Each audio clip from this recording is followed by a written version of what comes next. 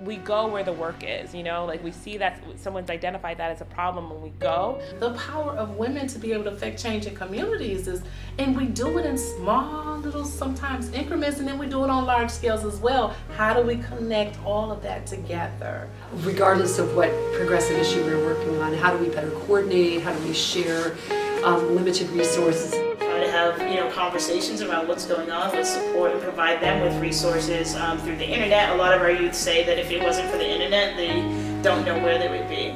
Women's experience, women ourselves are incredibly diverse, and that we can't really narrow our agenda to such a small set of issues, both because it doesn't reflect our broad experience, but also because it diminishes our power. And the idea that women have so much to offer in terms of our participation, but how do we translate that into power? And how do we not replicate the things that are already happening on the ground, but lift them up and link them together?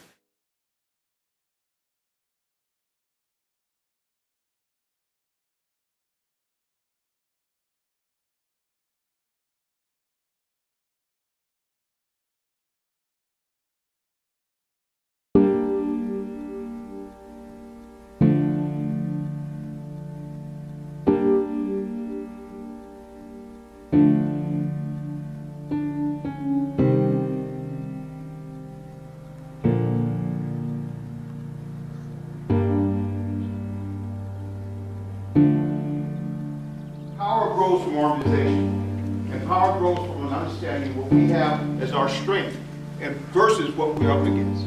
Now, this doesn't preclude relationship with people who got money and people who really want to try to help in some way. I'm not saying that. But I'm saying the way things are structured in terms of the power relationship is something we've got to understand, because I don't care how good our ideas are, they're not going to amount to a hill of beans if we don't deal with this question of power.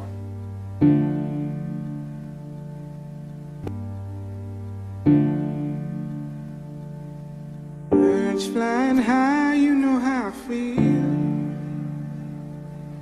Sun in the sky, you know how I feel. Breeze drifting on by, you know how I feel.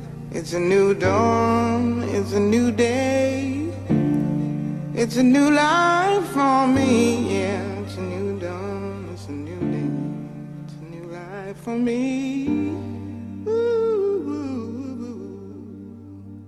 We're still in a situation where we are disaggregating all the different things women are doing, and we are intersecting, particularly among women of color, across issues and identities, but we don't seem to get enough lift at the national level. A lot of this, I think, is about mass democracy and centered around women, and making sure that we're really engaging and inspiring people to believe, again, that we can make a difference as individuals in a political system that sometimes seems too far away, too disconnected, and too remote for us to really impact.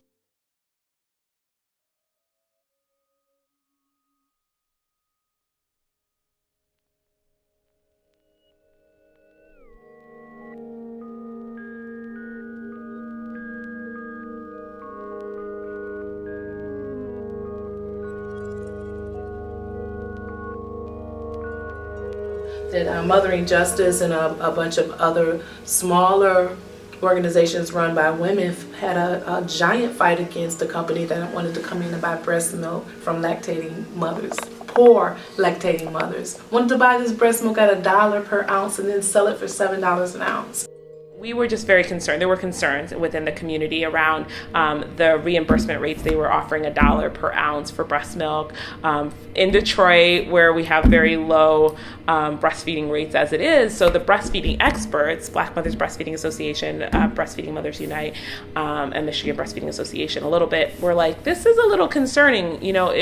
We think you're putting women in a very difficult position when there is an opportunity to make money, but would come at the expense of feeding their children. They would maybe not feed their own children their breast milk and sell it. So they were like, we don't want Medilac to come. So they were out front, and Mothering Justice was just providing support as far as, having access to Progress Michigan, messaging, the tools that we thought they should employ, but it was them dictating the rules and what they wanted to have happen. So that was like a model example of what Mothering Justice wants to have happen. Here's the thing. So these women did not celebrate. They did not celebrate their victory. Guess why? Because they had other fights that they didn't have to go out and fight. So they didn't have time to dust off their warrior vest and say, look what we were able to do, because now we have to go over here and continue to do this. Right. And to me, that was so sad. It's like the entire progressive movement should have stopped for 30 seconds and just applauded that effort.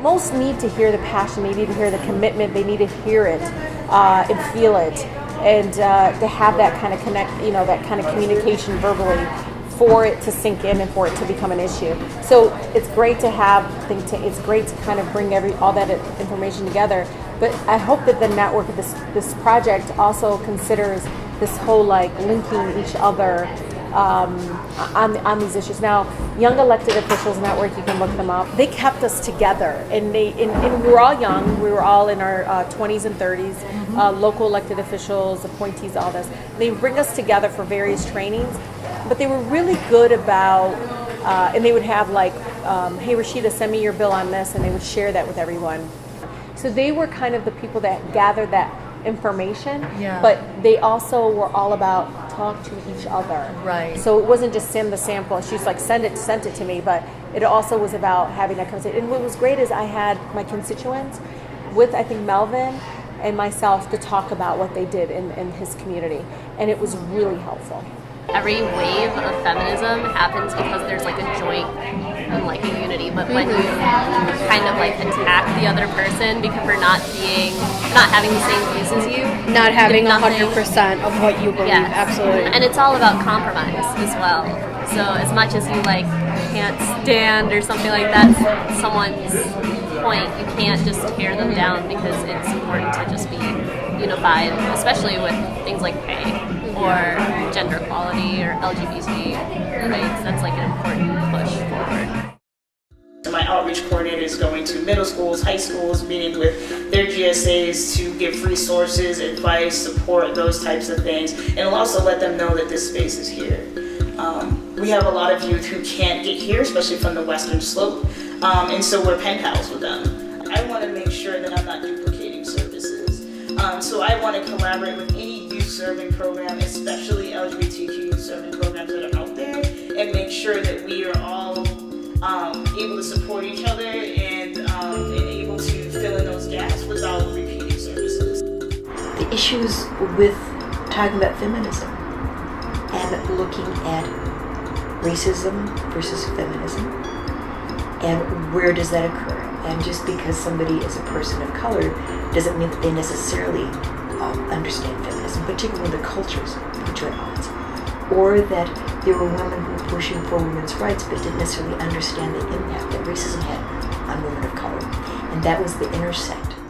I see WESPAN as the possibility of really providing a place where women feel like they can direct efforts and policy change that affect them at all these different levels. If you wanted to think of it as a leadership pipeline, that's what we're trying to do is build on the base of incredible intersectional leadership by women that already exists and just aggregate it, better consolidate it or organize it, and better finance it so that we can really prepare for the future that is coming. If you say women's agenda, you also, I think men often don't feel like they have a place, and I believe that men are some of our biggest allies, and we have to figure out how to bring all of these people in so that there's a place for them to stand.